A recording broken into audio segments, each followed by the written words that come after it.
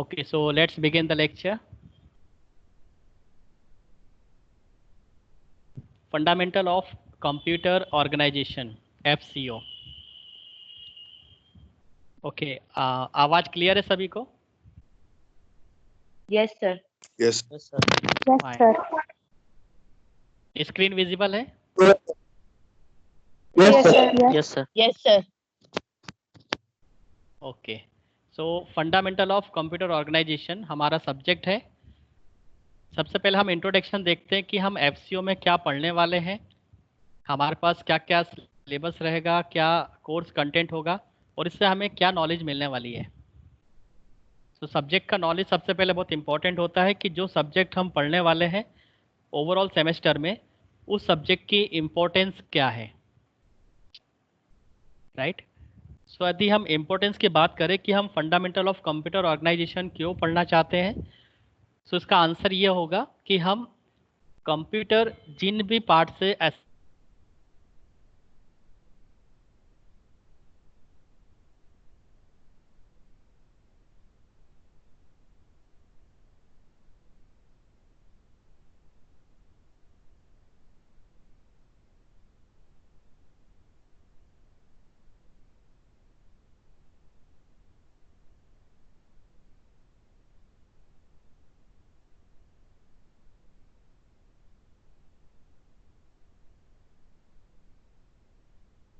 Devices जो external तरीके से कनेक्ट होते हैं कंप्यूटर में और कुछ कंप्यूटर में इंटरनली कनेक्ट होते हैं मदरबोर्ड के अंदर, जिनको हम बाहर से देख नहीं सकते। यदि हम अपना सीपीयू का कैबिनेट ओपन करते हैं तो वो सभी कंपोनेंट हमें वन बाय वन विजिबल होते हैं।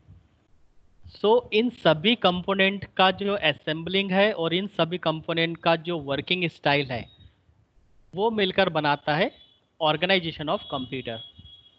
So as far as the name suggests, fundamental of computer organization, इसका मतलब कंप्यूटर का ऑर्गेनाइजेशन जिस तरह से हुआ है उसको ऑर्गेनाइज करने में जो जो कंपोनेंट ने हेल्प की है उन सभी कंपोनेंट के बारे में हम लोग स्टडी करना चाहते हैं, राइट।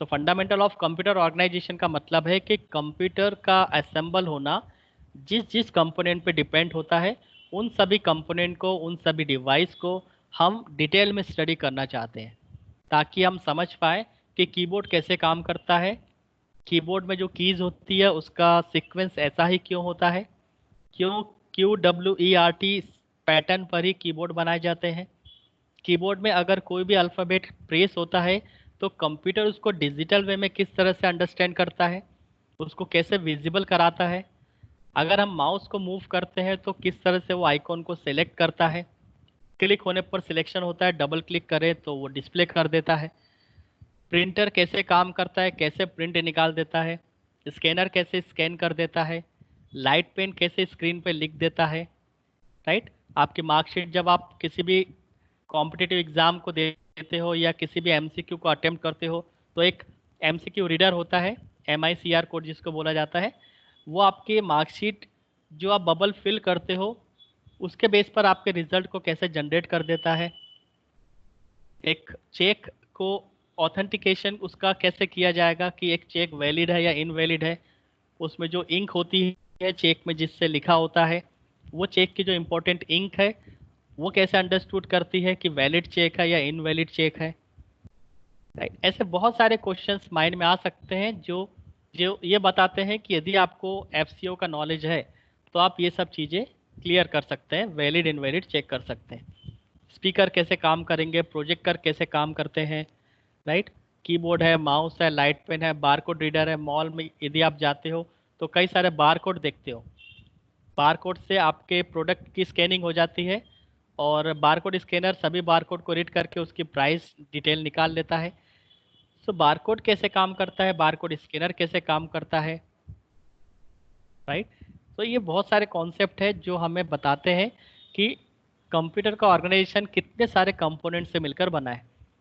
यदि हम इंटरनल बात करें तो सीपीयू के अंदर बहुत सारे कंपोनेंट जुड़े हुए हैं जिसमें से मदरबोर्ड है, राइट, SMPS लगा हुआ है, मदरबोर्ड लगा हुआ है, मदरबोर्ड के अंदर रैम लगी हुई है, रोम चिप लगी हुई है, कैश मेमोरी लगी हुई है, प्रोसेसर लगा हुआ है, हार्ड डिस्क लगी हुई है, ये सब चीज़ें सीपीयू कैबिनेट के अंदर आपको मिलेगी। सीडी रोम लगा हुआ है, डीवीडी रोम लगा हुआ है, फ्लॉपी डिस्क है, पेन ड्राइव है, यूएसबी पोर्ट्स की कुछ डिवाइसेस हैं। सो ये सभी डिवाइसेस जो सीपीयू को कॉन्फ़िगर करती है, उन सभी डिवाइसेस का हम लोग स्टडी करना चाहते हैं कि ये एक्चुअल में वर्क कैसे करती है।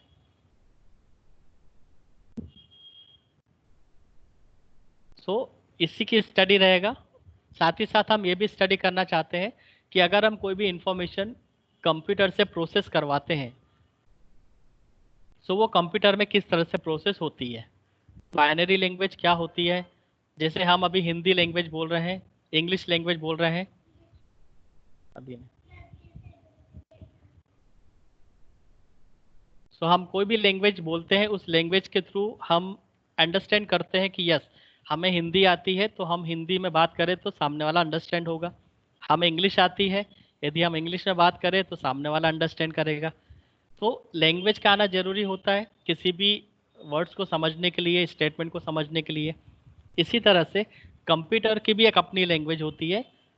यदि हम अपनी लैंग्वेज में बात करें तो कंप्यूटर हमारी लैंग्वेज नहीं समझ सकता। तो हमारी लैंग्वेज और कंप्यूटर लैंग्वेज के बीच में थोड़ा सा गैप है।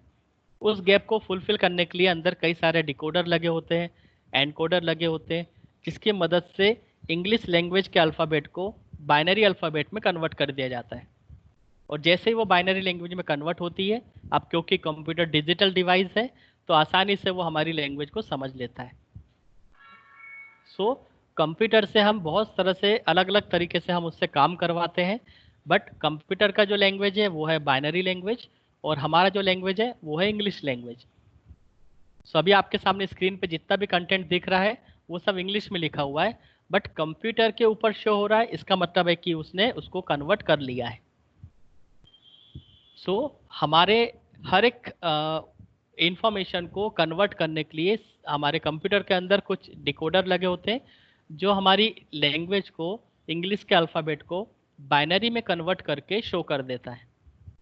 इसीलिए हम कंप्यूटर को डिजिटल डिवाइस बोलते हैं।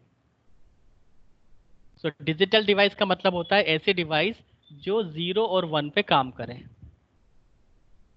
सो हम जो भी यहाँ पे डेटा लिखते हैं, वो हर एक अल्फ़ाबेट, हर एक कैरेक्टर बाइनरी में कन्वर्ट होने के बाद 0101 का कॉम्बिनेशन की तरह प्रोसेस होता है, और फिर वो डिस्प्ले होता है कंप्यूटर स्क्रीन पर। राइट। सो सबसे पहले हम स्टार्ट करते हैं हमारे कंप्यूटर से। हमारे सब्जेक्ट का नाम है fundamental of computer organisation, short form है इसका एफसीओ। यूनिट 1 में हम स्टार्ट करते हैं। यूनिट 1 में हम क्या पढ़ने वाले हैं? सबसे पहले हम कंप्यूटर टर्म्स को डिफाइन करना चाहते हैं। डिफाइन द टर्म कंप्यूटर, क्योंकि हमारा ऑर्गेनाइजेशन ही हम कंप्यूटर का करने वाले हैं। तो सबसे पहले हमें कंप्यूटर पता होना चाहिए कि हम कंप्यूटर को क्या बोले, किस डिवाइस को हम कंप्यूटर बोले, या जिस पर हम काम करते हैं क्या वही कंप्यूटर है, या हर वो डिवाइस जो आपके कंप्यूटेशन को सॉल्व करती है, आपकी प्रॉब्लम को सॉल्व करती है, कैलकुलेशन फास्ट करके देती है, क्या हम उन डिवाइस को भी कंप्यूटर बोल सकते हैं? So let us discuss the term computer. Computer is an intelligent machine. सबसे पहले होता है कि कंप्यूटर सबसे इंटेलिजेंट मशीन होती है। Computer makes our task very easy and fast. आपने देखा होगा कि यदि आप कोई भी काम कंप्यूटर से करते हो, so as compare to manual, आप फास्ट तरीके से काम कर सकते हैं और इजी वे में काम कर सकते हैं।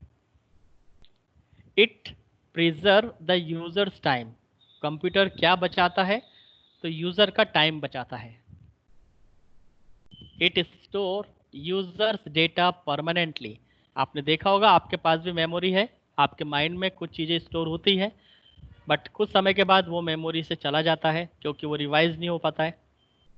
सो कंप्यूटर के पास भी एक मेमोरी होती है, परमानेंट मेमोरी, क्योंकि यूज़र का डेटा वो परमानेंटली स्टोर कर सकता है। और कंप्यूटर के पास जो परमानेंट स्टोरेज है उसका नाम है सेकेंडरी मेमोरी। राइट, उसको हम सेकेंडरी मेमोरी के नाम से जानते हैं, जो कि हार्ड डिस्क में होता है। राइट, हार्ड डिस्क को हम सेकेंडरी मेमोरी बोलते हैं। और उस सेकेंडरी मेमोरी में आप जो भी डेटा स्टोर करोगे दैट विल स्टोर परमानेंटली। आप कई साल बाद भी यदि आप हार्ड डिस्क को कनेक्ट करके अपना डेटा देखते हो तो आसानी से वो डेटा आपको विजिबल होता है, right. It connects people socially.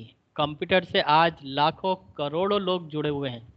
आपने देखा होगा कि सोशल मीडिया पर कितने सारे यूजर्स आज कनेक्ट हैं, व्हाट्सएप पर, ट्विटर पे, फेसबुक पे, इंस्टा पे। ऐसी बहुत सारी सोशल मीडिया की वेबसाइट्स हैं जिनसे आज लाखों करोड़ों लोग जुड़े हुए हैं। तो वो किस तरह से जुड़े हुए हैं, उनके पीछे कहीं ना कहीं कंप्यूटर का ही योगदान है। उसमें कंप्यूटर ही कंट्रीब्यूट करते हैं, नेटवर्क कंट्रीब्यूट करता है, तब जाकर वो सब सर्विस आपको मिल पाती है। अगर सभी कंप्यूटर को हम लोकल एरिया नेटवर्क से या वाइड एरिया नेटवर्क से कनेक्ट ना करते तो शायद सोशल मीडिया से इतने लोग आज नहीं जुड़ पाते। सो कहीं ना कहीं कंप्यूटर रिस्पॉन्सिबल है जिसने सोशली बहुत सारे लोगों को कनेक्ट करके रखा हुआ है। Computer plays an important role for any complex calculation.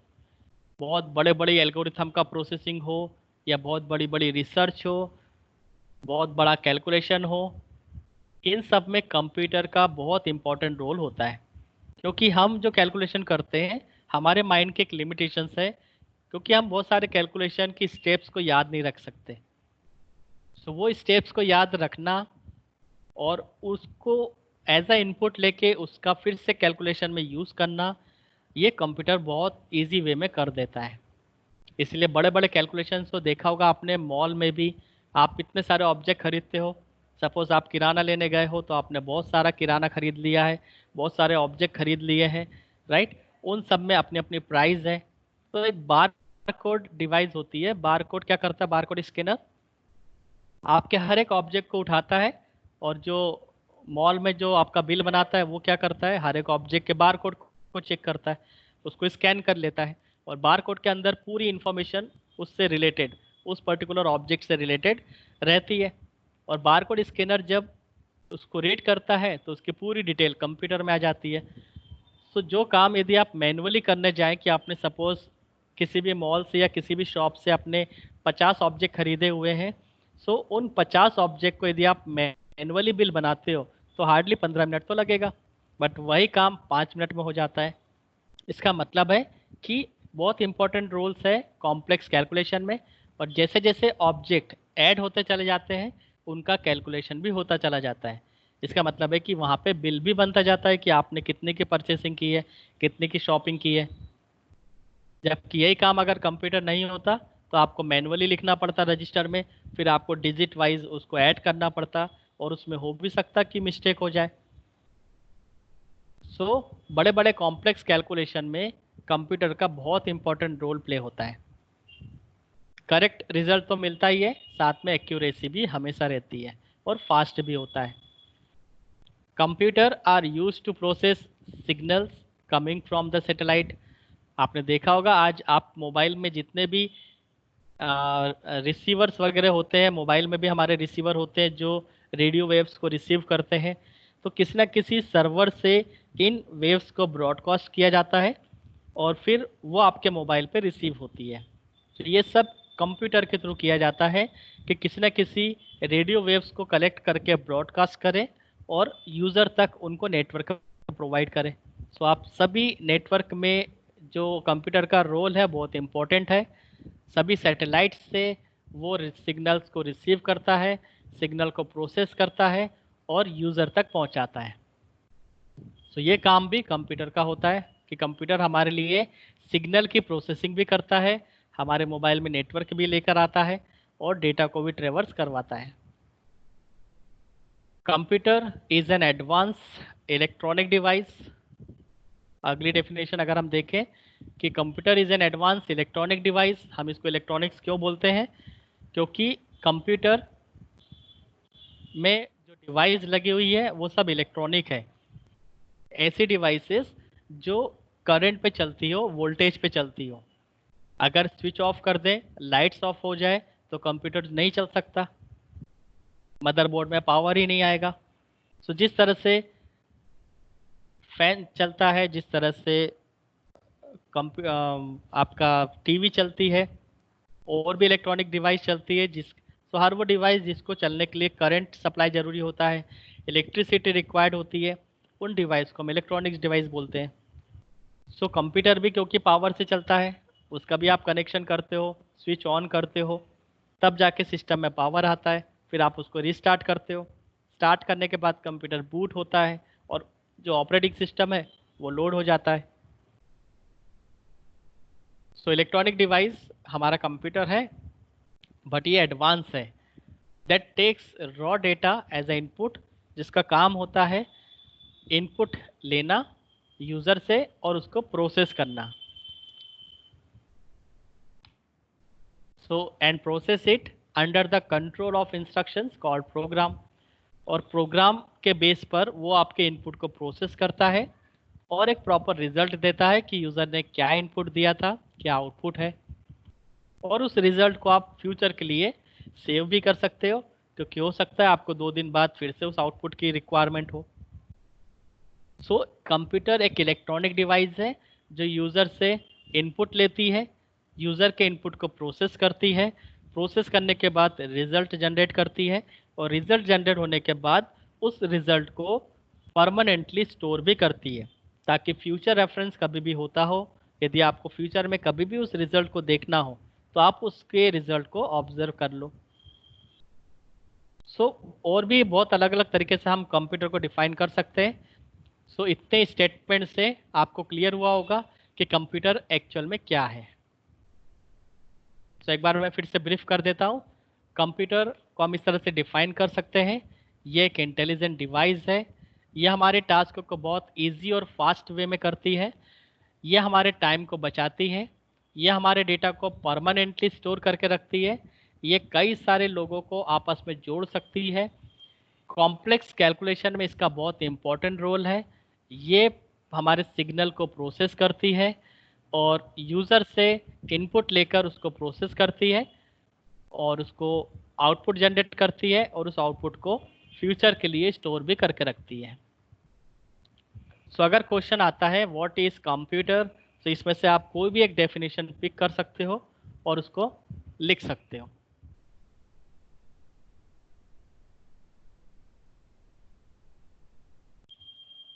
Right, now come to the second question, explain about functionality of computer।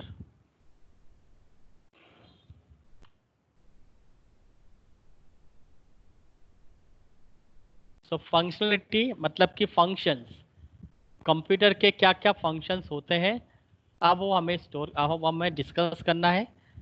तो सबसे पहला फंक्शन होता है कंप्यूटर का, takes input in the form of data. Right, computer क्या करता है, user से डेटा लेता है, कोई भी इनपुट लेता है और वो इनपुट को प्रोसेस करता है। तो सबसे पहले इनपुट लेना उसका एक फंक्शन है। अब इनपुट लेने के बहुत सारी डिवाइसेस हो सकती है, आप इनपुट किस किस डिवाइस से दे सकते हो। डिवाइसेस आर रिस्पॉन्सिबल और giving input to the computer.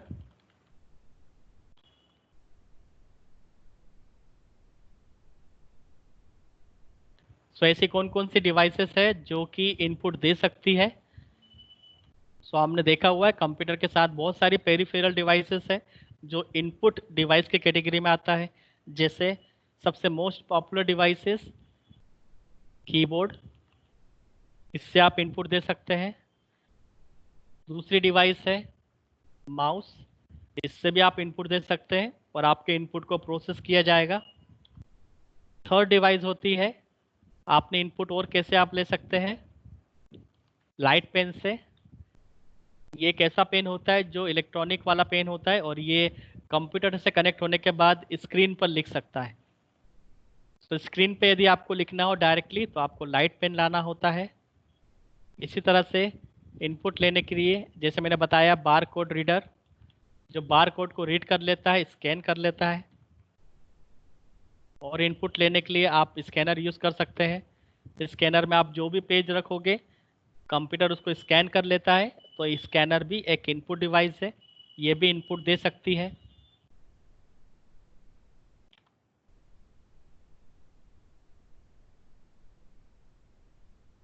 और अगर देखें तो आप एटीएम मशीन जाते हो, वहाँ पे टच स्क्रीन यूज़ करते हो।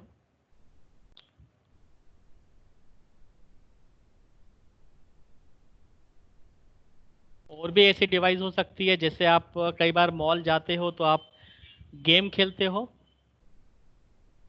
गेम खेलने के लिए आप कौन सी डिवाइस यूज़ करते हो?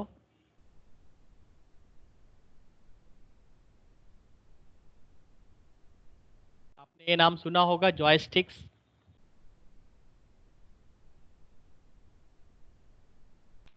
कहने का मतलब ये कि ऐसे बहुत सारी इनपुट डिवाइसेस हैं जिनके बेस पर हम कंप्यूटर को इनपुट दे सकते हैं और अपने इनपुट को प्रोसेस करा सकते हैं। So keyboard, mouse, light pen, barcode reader, scanner, touch screen, joystick, right, etcetera. So ऐसी बहुत सारी डिवाइसेस हैं जो इनपुट कैटेगरी में आती है। सो सबसे पहला फंक्शन होता है कंप्यूटर का कि वो यूज़र से इनपुट लेती है और इनपुट लेने के बाद उसको स्टोर करती है। तो स्टोर करना वो सेकंड फंक्शन होगा। सबसे पहले ये कि वो डेटा लेती है, और डेटा लेने के लिए, इनपुट लेने के लिए हमारे पास बहुत सारी डिवाइसेस है। मोस्टली जो सबसे मोस्ट पॉपुलर डिवाइसेस है कीबोर्ड, माउस, इनसे सबसे ज़्यादा कंप्यूटर में इनपुट लिए जाते हैं। जैसे अभी मैं एंटर कर रहा हूँ कीबोर्ड से, माउस से यहाँ पे मैं सेलेक्ट कर रहा हूँ। माउस से भी मैं इनपुट दे सकता हूँ, किसी भी फाइल फोल्डर को सिलेक्ट करके, कॉपी करके, पेस्ट करके मैं यह कर सकता हूँ। इसका मतलब है कि मैंने इनपुट जो दिया है वो माउस से दिया है। फिलहाल मैं कीबोर्ड से टाइप कर रहा हूँ, तो जो इनपुट आ रहा है वो कीबोर्ड से आ रहा है, राइट। सेकेंड यदि फंक्शन की बात करें, सो इनपुट आने के बाद क्या होगा?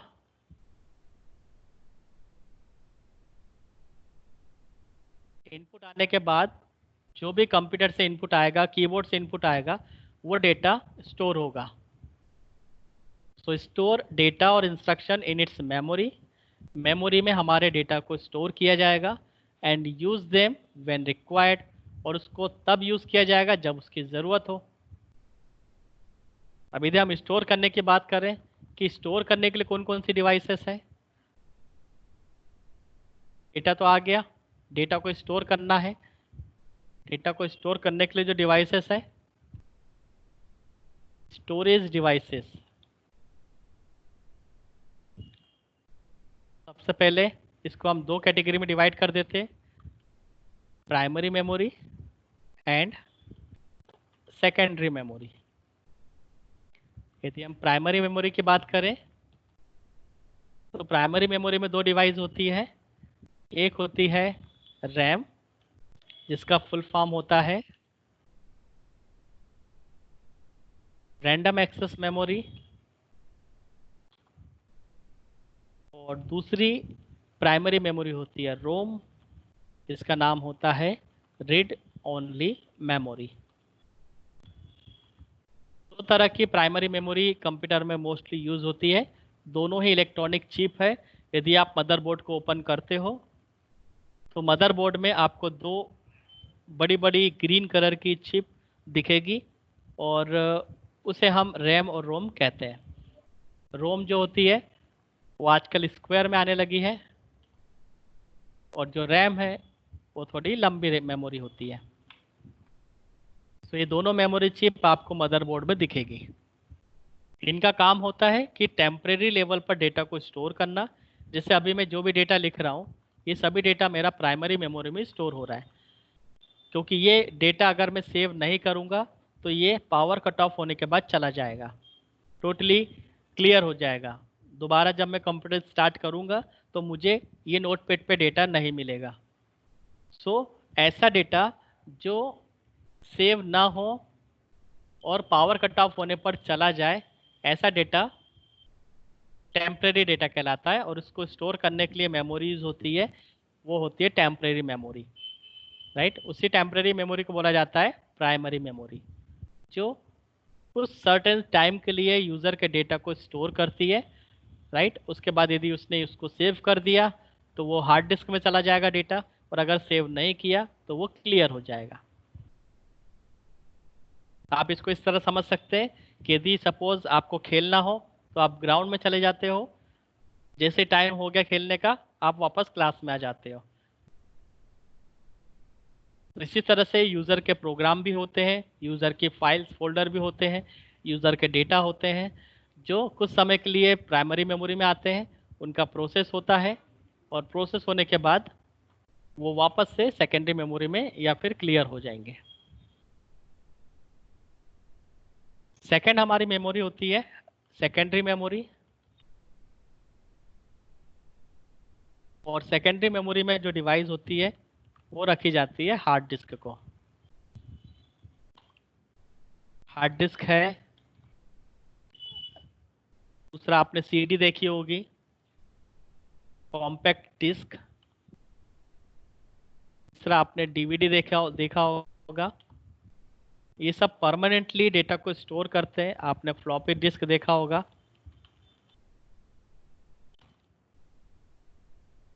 और एक मेमोरी होती है फ्लैश मेमोरी, इसको भी हम सेकेंडरी मेमोरी में रखते हैं।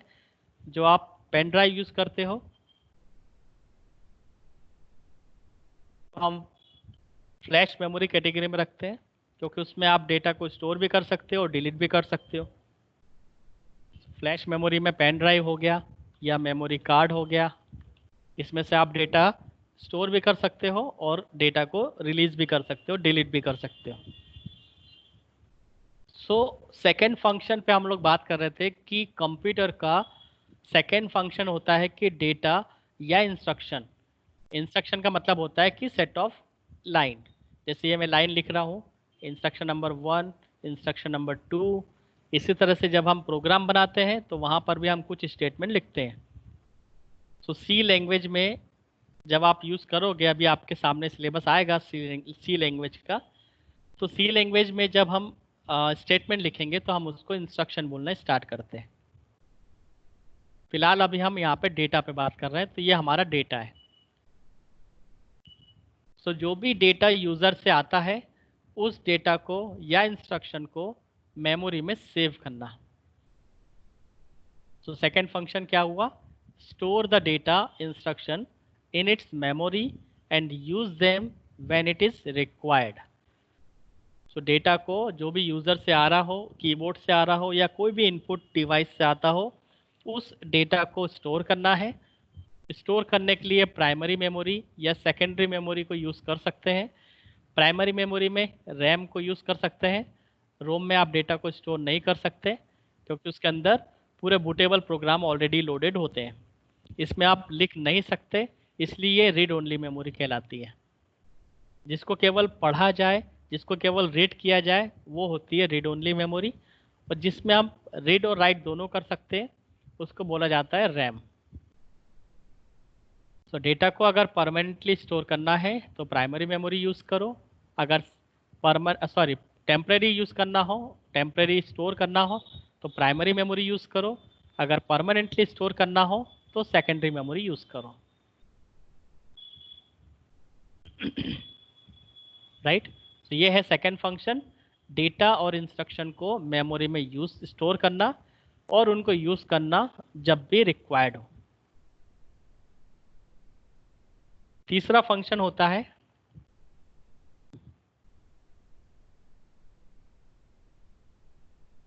processes the data and converts it into useful information। अब इस बात को यदि हमें समझना है तो हम डेटा को प्रोसेस कैसे करें। तो प्रोसेस करने वाली डिवाइस कौन सी होगी, सबसे पहले हमें यह पता होना चाहिए कि यूजर के इनपुट को कौन प्रोसेस करेगा। तो प्रोसेसिंग डिवाइस हमारा पास एक ही होता है, और वो होता है माइक्रो प्रोसेसर, जिसको आप बोलते हैं सीपीयू, जिसका फुल फॉर्म होता है सेंट्रल प्रोसेसिंग यूनिट।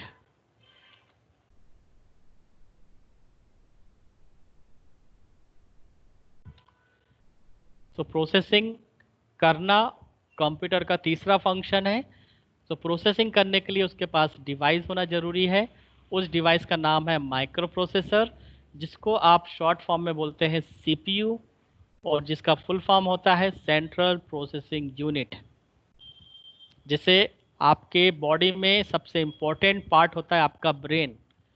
यदि आपका ब्रेन प्रॉपर चलता है तो आपके पूरे डिवाइस, पूरे जो ऑर्गन्स है वो सही से काम करते हैं। अगर आपका ब्रेन सही से काम ना करे तो बॉडी का कोई भी ऑर्गन, कोई भी पार्ट सही से काम नहीं करेगा, क्योंकि पूरा सेंट्रलाइज, पूरा जो कैलकुलेशन है वो ब्रेन ही करता है। आपके बॉडी का हर एक मूवमेंट ब्रेन के अकॉर्डिंग ही होता है, वही उसको पूरा कंट्रोल करता है। अगर ब्रेन ओके है तो पूरा बॉडी ओके रहता है, राइट। तो इसी तरह से कंप्यूटर में भी कोई भी डेटा प्रोसेस कराना हो तो उसके अंदर एक डिवाइस का होना जरूरी है, वो है सीपीयू। और इसकी कॉस्टिंग बहुत ज़्यादा होती है। सबसे महंगा अगर कुछ कंप्यूटर में है तो वो है सीपीयू, क्योंकि वो उस कंप्यूटर का ब्रेन होता है, राइट। सो अब हमारा डेटा को अब प्रोसेस करना है, तो जो डिवाइस है वो है सीपीयू। सीपीयू उसको प्रोसेस करेगी और प्रोसेस करने के बाद कुछ आंसर जनरेट करेगी। और वो आंसर को हम क्या बोलेंगे नेक्स्ट फंक्शन में, कि वो क्या है, जनरेट द आउटपुट। सो अब हमारे आउटपुट को डिस्प्ले होना है, आउटपुट वापस आएगा और या तो मॉनिटर पे डिस्प्ले होगा, या कंसोल पे डिस्प्ले होगा, या स्कैनर सॉरी प्रिंटर के थ्रू हार्ड कॉपी में बाहर आएगा, राइट। इस तरह से आउटपुट को हम रिसीव कर सकते हैं। सो आउटपुट डिवाइस भी यहाँ पर आपको पता होना जरूरी है कि आउटपुट प्रोसेस होने के बाद जो आउटपुट आने वाला है वो किस आउटपुट डिवाइस से आने वाला है। So we have list of output devices.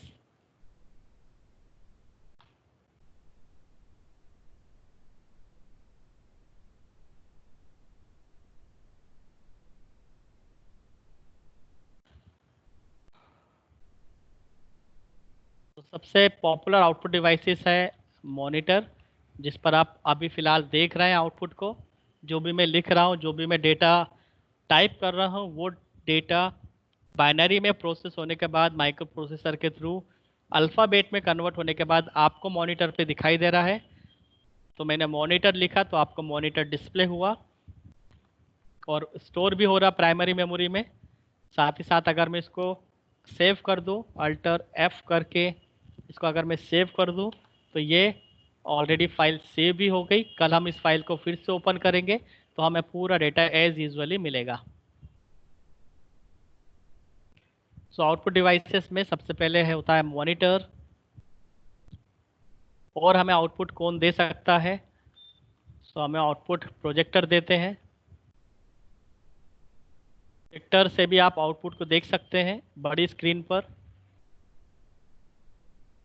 Printer से भी आप आउटपुट निकाल सकते हैं, कोई भी जो आपने इनपुट दिया हो या कोई डॉक्यूमेंट फाइल दी हो, उसको यदि आपको प्रिंट करना हो तो वो भी एक आउटपुट है। तो प्रिंटर एक आउटपुट डिवाइस कैटेगरी में आता है। मॉनिटर वो भी एक आउटपुट डिवाइस में आता है। प्रोजेक्टर वो भी एक आउटपुट डिवाइस में आता है।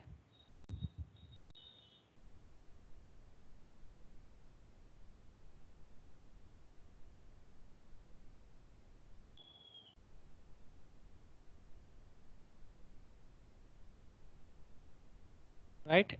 सो ये है आउटपुट डिवाइस।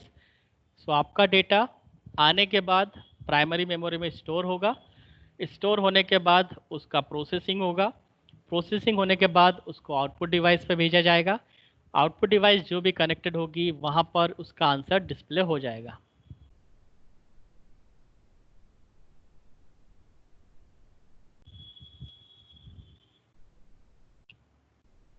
और लास्ट फंक्शन होता है कि जो भी आउटपुट जनरेट हो रहा हो या जो भी प्रोसेसिंग चल रही हो, वो सभी प्रोसेसिंग की सभी स्टेप पर कंट्रोल भी करना है। Control all the above 4 steps. ऊपर की जो चारों स्टेप्स हैं, कौन कौन से स्टेप है। सबसे पहले इनपुट वाली स्टेप, उसके बाद डेटा को स्टोर करने वाली स्टेप, तीसरा प्रोसेसिंग वाली स्टेप, और फिर जनरेशन ऑफ आउटपुट। ये चारों स्टेप को कंट्रोल करने का काम भी कंप्यूटर का होता है। So it controls all the above 4 steps. इसका मतलब ये कि अगर यूज़र से इनपुट लेना है तो उसमें कंट्रोलिंग कहाँ पर होगी, कीबोर्ड प्रॉपर काम करता है या नहीं। यदि कीबोर्ड सही से काम नहीं करेगा तो डेटा इनपुट नहीं होगा, माउस अगर सही से काम नहीं कर रहा होगा तो इनपुट नहीं होगा। तो साथ ही साथ इसमें ये भी चेक करना है कि कीबोर्ड और माउस या जो भी पेरिफेरल डिवाइस से यूज़र इनपुट दे रहा है उस इनपुट को कंप्यूटर रिकॉग्नाइज कर रहा है या नहीं करता है।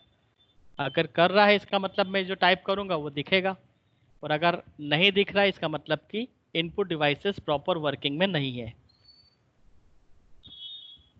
राइट।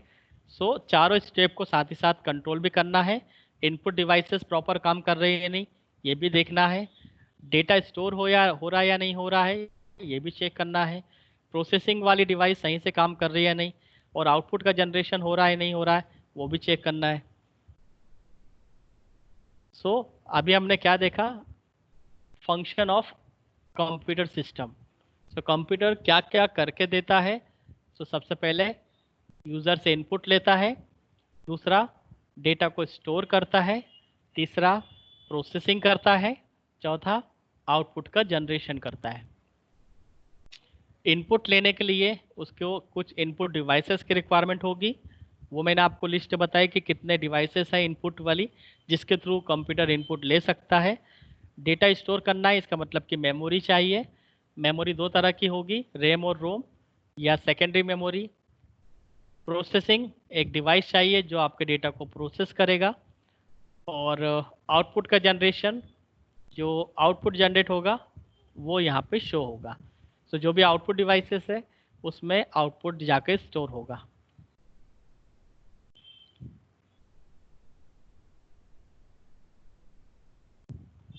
फिर बात करते हैं थर्ड क्वेश्चन पे कि जो हम कंप्यूटर यूज़ करने वाले हैं उसकी कैरेक्टरिस्टिक्स क्या होगी, उसका नेचर कैसा होगा, वो कितनी स्पीड से काम कर सकता है, क्या वो डेटा को परमानेंटली स्टोर कर सकता है, क्या वो हमारे कॉम्प्लेक्स इंस्ट्रक्शंस को, एल्गोरिथम को अच्छे से कैलकुलेट करके दे सकता है, उसके एडवांटेज क्या है, उसके डिसएडवांटेज क्या है, क्या कंप्यूटर बहुत बड़ा डेवलपमेंट कर सकता है, या बच्चे जो सबसे ज़्यादा गेम खेलते हैं तो वो एक डिसएडवांटेज भी बन जाता है।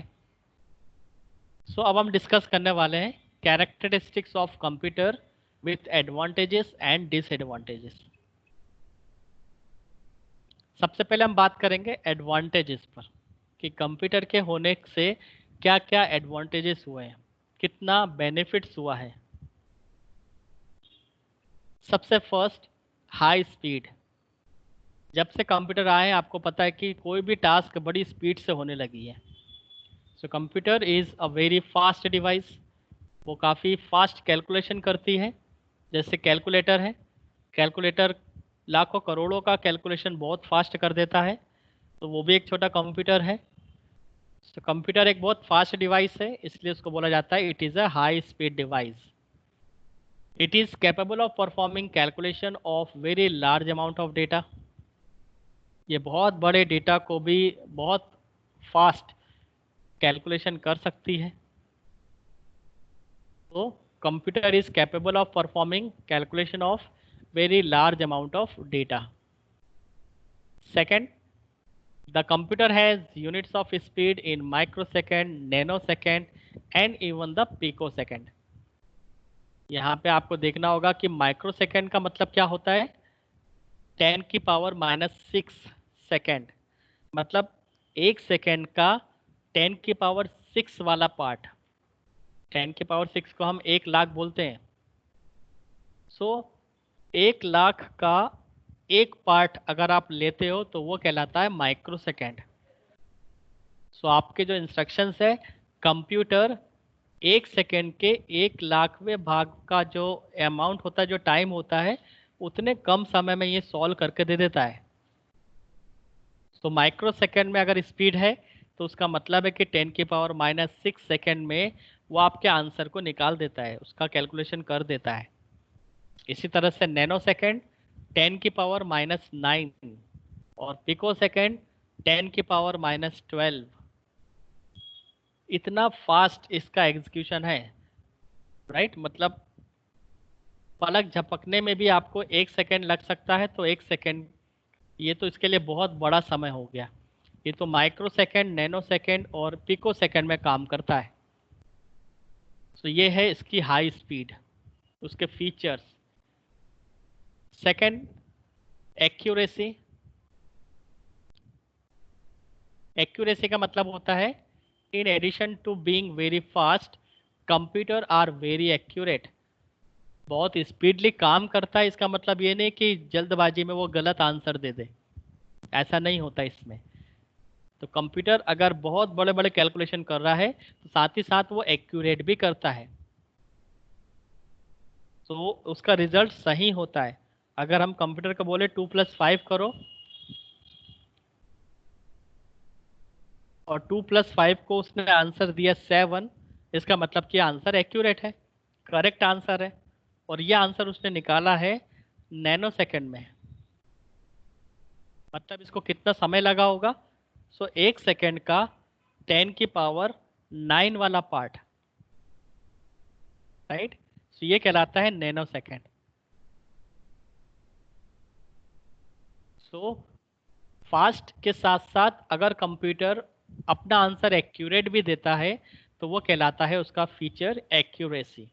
इसलिए कंप्यूटर पे आज लोग भरोसा करते हैं। लाखों करोड़ों का कैलकुलेशन कंप्यूटर से किया जाता है। बड़ी बड़ी साइंटिस्ट की जो रिसर्च है, जो एल्गोरिथम है, उनको प्रोसेस करने के लिए कंप्यूटर की हेल्प ली जाती है, क्योंकि सभी साइंटिस्ट जानते हैं कि कंप्यूटर का कैलकुलेशन कभी भी गलत नहीं होगा। अगर इनपुट सही है तो कैलकुलेशन भी सही होगा। The calculation are 100% error free. हमें पता है कि कंप्यूटर हमेशा 100% एरर फ्री रिजल्ट देता है। यहाँ पर एक कंडीशन अप्लाई होती है कि अगर इनपुट सही है, उसके एल्गोरिथम सही है, उसके प्रोग्राम सही है, तो वो कैलकुलेशन भी 100% सही देगा। बट अगर यूज़र ने अपने एंड पे गलती की है, प्रोग्राम गलत लिखा है, तो वो आंसर सही नहीं देगा। Computers perform all job with 100% accuracy provided that correct input has been given. So computer 100% सही काम करेगा, बशर्ते कि उसको इनपुट सही मिलना चाहिए, उसका प्रोग्राम करेक्ट होना चाहिए। तीसरा फीचर होता है storage capability. Memory is very important characteristics of computer. Computer में सबसे इंपॉर्टेंट होती है memory. A computer has much more storage capacity than human beings. हमारे ब्रेन में इतनी कैपेसिटी नहीं है कि वो डेटा को स्टोर कर पाए और कई सालों तक स्टोर कर पाए और बहुत लार्ज वॉल्यूम में स्टोर कर पाए। बट यहाँ पर कंप्यूटर में इसकी जो स्टोरेज है वो काफ़ी ज़्यादा होती है यदि ह्यूमन बींग्स के कंपैरिजन करें तो। It can store a large amount of data. It can store any type of data such as image, video, audio, text और भी अदर फॉर्मेट, बहुत सारे फॉर्मेट में कंप्यूटर मेमोरी कर सकता है, राइट। फिर होता है डिलीजेंस। अगला फीचर होता है डिलीजेंस। का मतलब होता है unlike human being a computer is free from tiredness of lake of concentration. इसका मतलब ये हुआ कि अगर आप कंप्यूटर पे 2 घंटे काम करते हैं तो भी उसकी परफॉर्मेंस में कोई फ़र्क नहीं पड़ेगा। अगर आप उसके साथ 4 घंटे काम करते हैं तो भी उसकी परफॉर्मेंस में कोई फ़र्क नहीं पड़ेगा, वो हमेशा एक्यूरेट रिजल्ट जनरेट करेगा। अगर आप उसके साथ 15 घंटे भी काम करते हैं, दिन के 24 घंटे भी काम करते हैं, तो कंप्यूटर कभी थकता नहीं है। इसलिए यहाँ पर एक वर्ड हुआ है computer is free from tiredness. आप कितने ही घंटे कंप्यूटर के साथ काम करो, वो कभी भी थकेगा नहीं और कभी भी अपना कंसंट्रेशन को लैक नहीं करेगा। जैसे ह्यूमन बीइंग की टेंडेंसी होती है, बच्चों की टेंडेंसी होती है कि अगर उसे 5 घंटे भी रेगुलर पढ़ा दिया जाए तो उसका कंसंट्रेशन हट जाता है, क्योंकि ब्रेन की एक कैपेसिटी है, वो 1 घंटे, 2 घंटे, 3 घंटे तक प्रॉपर काम कर सकता है, उसके बाद उसको रेस्ट चाहिए, वरना वो अंडरस्टैंडिंग करने में थोड़ी सी प्रॉब्लम करने लगता है। सो हर एक ह्यूमन बीइंग का अपना अपना एक नेचर है कि वो कितने घंटे का लेक्चर अटेंड कर सकता है, कितना उसे समझ आ सकता है, कितनी देर के बाद उसको समझ नहीं आएगा या उसका कुछ रेशो कम हो जाएगा। बट ऐसा कंप्यूटर के साथ नहीं होता है। इस तरह के नेचर को बोला जाता है डिलीजेंस, कि कंप्यूटर के साथ आप कितना भी काम करें, उसको कितने भी घंटे उसके साथ वर्कआउट करें, कंप्यूटर कभी भी थकेगा नहीं और अपना कंसंट्रेशन को फिनिश नहीं करेगा। It can work continuously without error और बोर्डम, ये कभी भी बिना एरर के साथ और बोर हुए काम कर सकता है continuously. It can do repeated work, वो हमेशा एक जैसे काम को रिपीटेडली कर सकता है, सेम स्पीड और सेम एक्यूरेसी के साथ। अगर मैं आपको एक ही तरह का काम दूं और मैं कहूं कि उसको 10 बार करो, तो हो सकता है आप बोरिंग फील करो, और आप उस बोरिंग नेचर के साथ उस काम को करोगे तो कहीं ना कहीं रिजल्ट खराब आएगा या एक्यूरेट नहीं आएगा। बट ऐसा कंप्यूटर के साथ नहीं होता है, उसको आप रिपीटेड वर्क करा सकते हो, वो अपनी सेम स्पीड के साथ सेम एक्यूरेसी के साथ वो काम करेगा। फिफ्थ कैरेक्टरिस्टिक होती है वर्सेटिलिटी। वर्सेटिलिटी का मतलब होता है कि बहुत वर्सेटाइल मशीन है, केवल एक तरह का काम कंप्यूटर नहीं करता, बहुत सारी वैरायटी के काम कंप्यूटर करता है। इसके बहुत सारे फंक्शन हैं, उन सभी फंक्शन को एक नाम दिया जाता है वर्सेटाइल। यदि आपके अंदर भी बहुत सारे टैलेंट हो, आप ड्राइंग अच्छी बनाते हो, आप सिंगिंग अच्छी करते हो, आपकी राइटिंग बहुत अच्छी है, तो आपके अंदर तीन क्वालिटी है, आप तीन तरह के फीचर्स रखते हो। तो अगर कोई ह्यूमन बींग्स एक से ज़्यादा फीचर्स रखता है, एक से ज़्यादा टैलेंट रखता है, so we can call it versatile person. इसी तरह से कंप्यूटर भी वर्सेटाइल मशीन है, कई सारे के फीचर्स वो रखती है, कई तरह के फंक्शन वो परफॉर्म करती है, that is why it is called versatile machine. और इस फीचर्स को बोला जाता है versatility. A computer is very flexible in performing the jobs to be done, बहुत सारे जॉब्स को अलग अलग तरीके से ये परफॉर्म कर देती है। At one instance it may be solving a complex scientific problem, and very next moment it may be playing card games. इसका मतलब कि अगर एक तरफ आप बहुत कॉम्प्लेक्स एल्गोरिथम सॉल्व कर रहे हो, तो दूसरी तरफ आप उसके साथ गेम भी खेल सकते हो, आप गाने भी सुन सकते हो, आप वीडियो भी देख सकते हो, आप मूवी भी देख सकते हो। तो ज़रूरी नहीं कि बहुत हैवी टास्क हो, कॉम्प्लेक्स टास्क हो, उसी का कैलकुलेशन करने के लिए कंप्यूटर है, ऐसा नहीं है। आप कंप्यूटर के साथ इंजॉयमेंट भी कर सकते हो, एंटरटेन भी कर सकते हो, मूवी देखना, साउंड सुनना, सॉन्ग्स का सुनना, वीडियो देखना, राइट, सोशल मीडिया से कनेक्ट होकर चिट चैट करना, ये सब भी आप कंप्यूटर के साथ कर सकते हो। तो बहुत सारे फंक्शन एक साथ परफॉर्म करता है, इसलिए कंप्यूटर को बोला जाता है वर्सेटाइल मशीन, और इस फीचर्स को बोला जाता है वर्सेटिलिटी। तो इस तरह से कंप्यूटर के जो फीचर्स है वो मैंने आपको वन बाय वन बताए। एक बार मैं फिर से रिपीट करता हूँ। फर्स्ट कैरेक्टरिस्टिक्स है, कंप्यूटर बहुत हाई स्पीड मशीन है, आपकी टास्क को बहुत स्पीडली कर देती है। एक्यूरेसी है, आपके हर एक काम को बहुत ही एक्यूरेसी के साथ, करेक्टनेस के साथ ये करती है।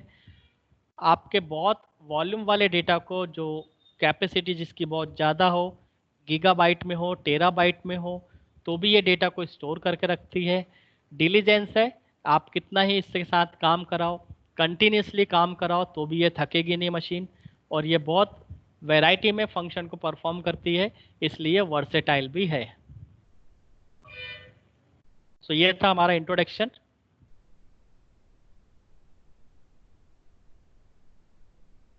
यहीं पे लेक्चर नंबर 1 फिनिश होता है। नेक्स्ट लेक्चर में हम लोग मिलेंगे नेक्स्ट टॉपिक के साथ। आई होप आपको फर्स्ट लेक्चर क्लियर हुआ हो, कंप्यूटर को किस तरह से एक्सप्लेन करना है, कंप्यूटर में कितनी इनपुट आउटपुट डिवाइसेस होती है, कंप्यूटर की फंक्शनलिटी क्या है, कंप्यूटर क्या क्या फंक्शन परफॉर्म करता है, ये सब आपको आज जानने को मिला। आपके कोई डाउट हो तो आप पूछ सकते हैं 2 मिनट के अंदर। Do you have any doubt?